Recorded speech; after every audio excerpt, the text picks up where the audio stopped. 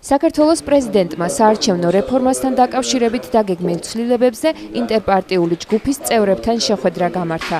არასაპარლამენტო ოპოზიციის წარმომადგენლებმა გიორგი მარგველაშვილს ის ხედვები გააცნეს, რომელიც მაჟორიტარული სისტემის გაუქმებას ისახავს მიზნად.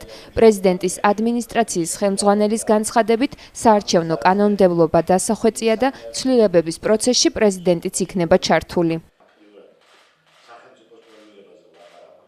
მე შემიძლია გითხრათ ის, რომ საქართველოს პრეზიდენტი ამ პროცესში იქნება ჩართული, ერთის მხრივ ეს მინდა აღნიშნო, მეორე უნდა აღნიშნო ის, რომ ჩვენ ვფიქრობთ, რომ საარჩევნო კანონმდებლობა არის დასახვეწი.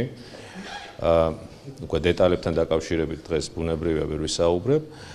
ეს ცვლილებები უნდა განხორციელდეს ყველა შემთხვევაში საკმაოდ შემჭიდროებულ ვადებში, ისე რომ არჩევნებამდე ჰქონდეს როგორც საზოგადოებას, ასევე სუბიექტებს, საარჩევნო სუბიექტებს და განსაკუთრებით ბუნებრივია საარჩევნო ადმინისტრაციას, რათა მომზადება მოხდეს ამ პროცესისათვის, ცვლილებების იმპლემენტაცია სწორად განხორციელდეს.